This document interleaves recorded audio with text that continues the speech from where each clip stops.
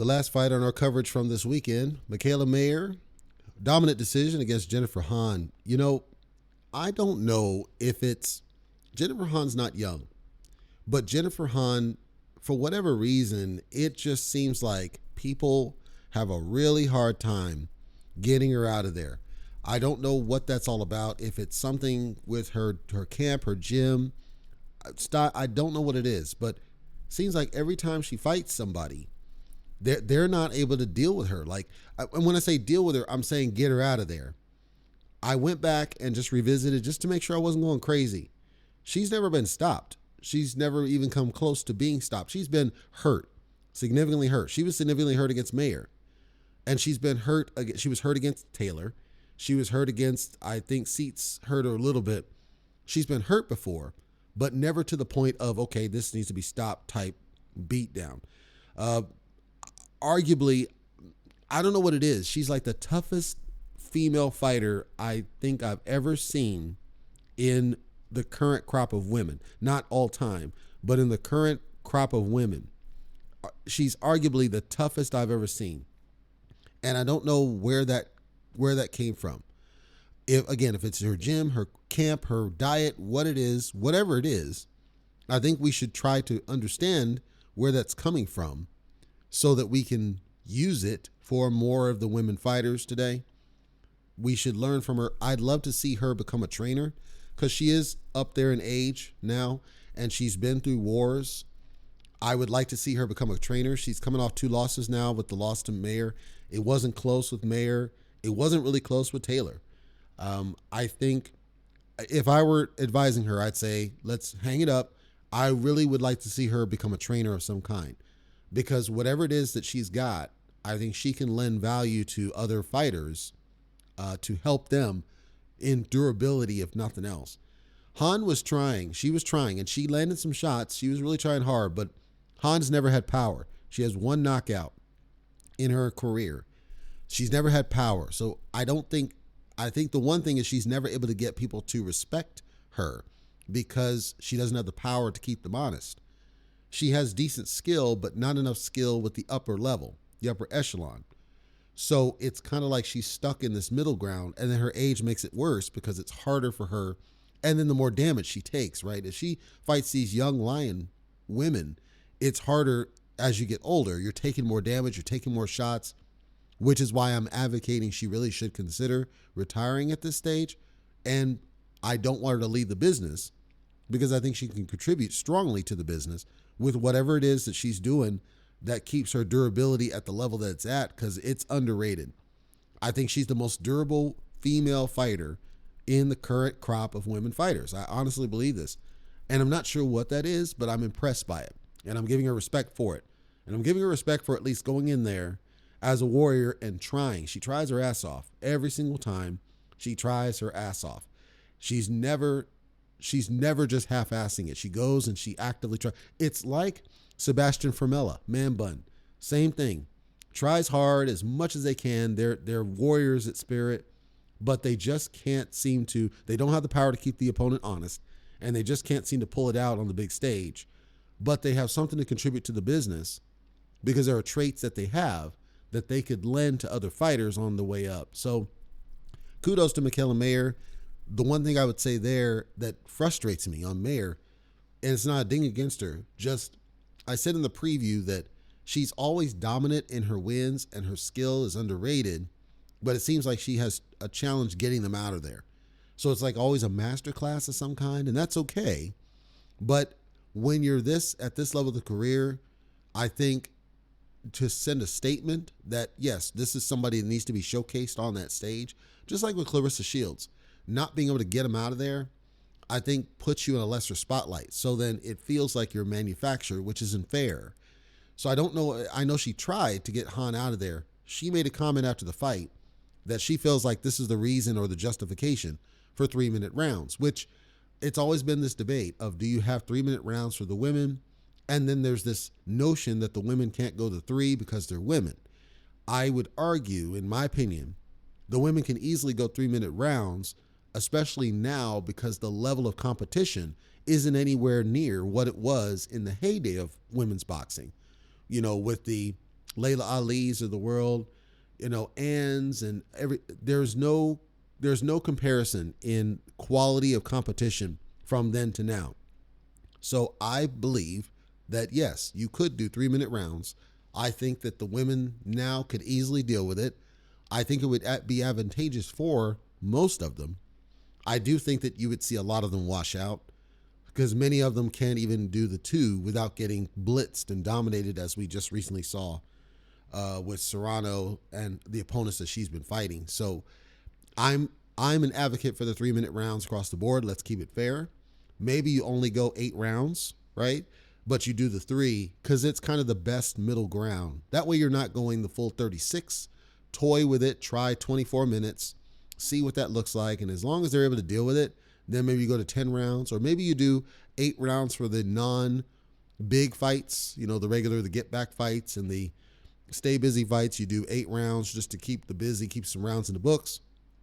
Big name fights, like say if you get Shields in there, you do 10 rounds or possibly 12 if they're able to do it. Like Shields has really good stamina, so she could probably pull 12 easy at 3 minute rounds. Maybe certain fights you do the 12 or the 10, but the vast majority you do the 8 just to get people comfortable with the notion of doing it. I think the reason most don't want the 3 minute rounds is they suspect it'd be boring. They suspect that it's not going to be entertaining. I would argue if you just saw Shane Mosley Jr. against Gabe Rosado essentially stink the freaking joint out, okay, are you willing to watch that for 3 minute rounds, but you're not willing to watch the women? Yes, Clarissa Shields would stink the joint out. We know that's going to happen, but if she's in there against somebody like Marshall who's going to walk her down, maybe Marshall's able to make it exciting. My point is that the fear of a boring fight is going to happen regardless. It's going to happen regardless of gender. That's not the point. So let's try it. I'm okay with that. I have no problem with that. I don't know that it would have made a difference for Mayer to get a knockout here for it to have been a 3 minute, set of rounds. I don't know that would have made a difference because it seems like Jennifer Hahn is just able to, she stays standing. I don't know what it is. And she's tough, durable, but she can't pull it out when it really matters. Anyhow, Michaela Mayer, kudos to her for a really good win, possibly setting the stage to get in there against, and she's fighting at super featherweight. And then of course, Katie Taylor is at lightweight. So I don't know that fight's ever going to happen, but if it does happen, I think that would be an interesting fight to potentially have against two of the best in that set of divisions. I don't know if it ever could, but maybe that's a potential fight because I think it's a big money fight, especially if you have it overseas. Because although Mayer fights predominantly in the United States, I think with Katie Taylor being an international star as she is, you could make a case that that's a big fight to have if they chose to have that fight. I don't know that I would put Mayer in there against hardly anybody else at this stage because it's not like Mayer's been taking soft touches. She's taken solid, durable fighters, quality fighters. But I think now is about the right time to have her take that next step up against a really big name so that we can see what her level is. And again, she's not getting any younger. So I want to see more challenge for Mayer so that we can really put it to the test and see where she's at. And if it turns out that she's not, going to get that shot because of whatever, politics or whatnot, then we can still enjoy her fights because she never disappoints in the performance. But right now is the key time to reignite women's boxing if we can. I think the one thing we lack is we don't really have knockout artists in the women's, any of the women's division, with the exception maybe of Savannah Marshall. Everybody else they're able to get some good performances out of there, like Amanda Serrano, right? Amanda Serrano has solid performances. She gets knockouts, but she only really gets knockouts against kind of like the B and the C level. Like Serrano couldn't even get rid of Heather Hardy. That's not a ding against Heather Hardy. My point is that Heather Hardy is older. Heather Hardy is not a young feather, and she has been largely damaged over time. She went to MMA. She got wrecked in MMA, and then she's been boxing forever and a day, and yet Serrano couldn't get her out of there by knockout. Camera couldn't get her out by knockout. So to me, it's not a ding against Hardy. I'm simply saying that I think Serrano has been largely presented as this great knockout artist, but it's only against the C level or lower B level that she's able to do that. She's not been able to do it at the upper levels. So I think I think we're on the cusp of something with women's fighting. I don't know what that cusp is, but I think it feels like we're on something. It feels like we got something going. I think women division, all of them, the lightweights, the middleweights, I think just it's a lack of talent. There's a lack of talented ones. There's only like 5 or 6 really, truly standout ones. And then everybody else is kind of either strong potential or, they just seem to expose people and they shouldn't, like with Person being able to expose Katie Taylor the way she did. That's not saying Person was a terrible fighter, but Person had never really fought anybody of any note other than Melissa St. Ville. Melissa St. Ville was not a terrible fighter. She's kind of like that Darnell Boone where certain fighters she just gives a hard time to. That's what I'm saying. Like, it feels like there's just something there, but there's no true standout fighter. Go down the list. Michaela Mayer stands out in the way she's able to dominate on the cards, but she's not getting him out of there. Savannah Marshall is a knockout beast, but she hasn't really stepped up to a significant degree. She's fought good fighters, but not to a significant degree.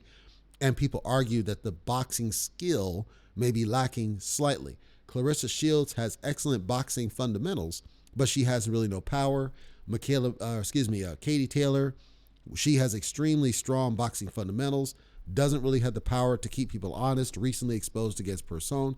Do you see them? Like, it just feels like everybody's got a little bit of something here and there, and there's nobody that just kind of wraps it all up in a nice bow. And nobody's kind of come up from the lesser ranks and showcase that, this is somebody that we need to keep an eye on because we expect they're going to be something someday. The other thing I would call out is that most of them are older, the women. And so by the time they do get to a top stage where you're seen at a world level, they're already in their mid-30s. Like, think of Cecilia Brækhus, right? Cecilia Brækhus, she's in her 40s now, okay? And she just fought last year, Jessa McCaskill.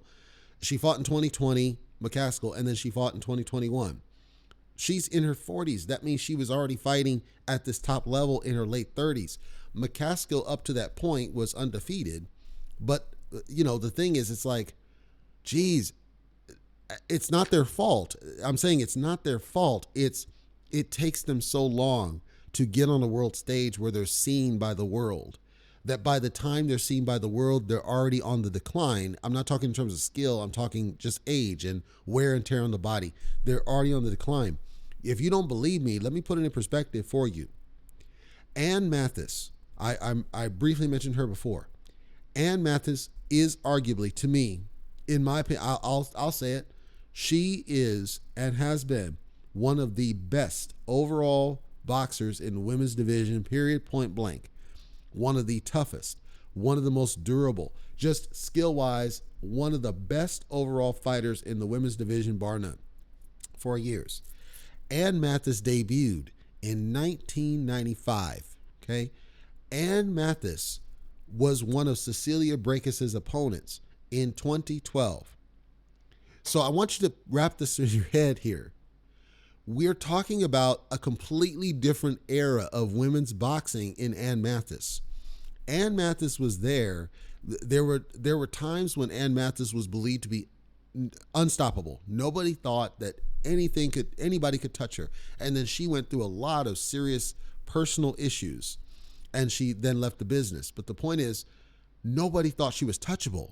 She was untouchable in what she was doing. But she was a different era of women's boxing.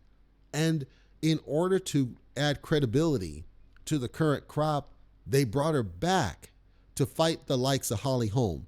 And I take nothing from Holly Holm. She's one of my favorites. I predicted she was going to beat Ronda Rousey beforehand. And I can prove it. I got receipts. And nobody believed me. She fights Holly Holm 2 times. Beats Holly Holm the first time. Loses in the rematch. But again, she debuted in 1995. Fights Holly Holm in 2011. And beats Holly Holm, the current crop. And Holly Holm's not young. But at the time, it's unthinkable that somebody from a different era can do this. You don't see that too often. This told me just the women were not getting the exposure they needed. They're not getting the platform they needed so that they get the experience necessary. And the truth is, there's not as many women fighters that are on that same level as, the previous generation. That was proof. Her beating Holly Holm proved to me the current era of women's fighters just are nowhere close to the previous. They're good, but up to a point, and then they can't take it to that next. So when she fights Breakus, and Breakus beat her, but Breakus didn't have an easy night on that night. I'm saying I get frustrated. Breakus beat her easy the next time. I'm talking the first time. I'm saying that for me, I struggle. I really struggle with the current women's fighters, not because of them, but because I'm seeing a decline in how they're being presented. They're not getting the main stage. And because they're not getting the main stage frequently enough, and arguably even Shields is probably the only one that's getting it. And Marshall to a lesser degree, but really Shields is the only one that's getting that true platform. They're not getting the platform at the time that they're truly in their primes. Because of that, by the time they do get the platform, they're already on somewhat of a decline. Claressa Shields being the only exception. I get frustrated on that, and I want to see a change. And I don't know what that change looks like. I don't know when we'll get it. I don't know if we'll get it. I don't know what it will take, because it seems like when Don King, he hasn't left the business, but when Don King lost power to be able to control the business, we, for whatever reason, moved away from spotlighting these fighters. Some of them are not even televised. Like, it's crazy. So I know that's a rant, and I'm not taking away from Michaela Mayer's performance in any way. If anything, I'm celebrating her performance, and I'm wishing that she had gotten a better platform than she did, so that she could get more fights, so that she could have some of these top names in the ring during their true primes, so that we don't have this penny ante dance that we're doing right now with all these women. So anyhow, Michaela Mayer, kudos to her for getting it done. Respect to Jennifer Hahn for her chin and just durability. I don't know where we go next with any of these, but I do think that there's something here if we can make it work and we can stop playing games with these people's careers. I don't know where we go next, but I will continue to watch it and hope that we get back to the early days, the glory days of this version of boxing.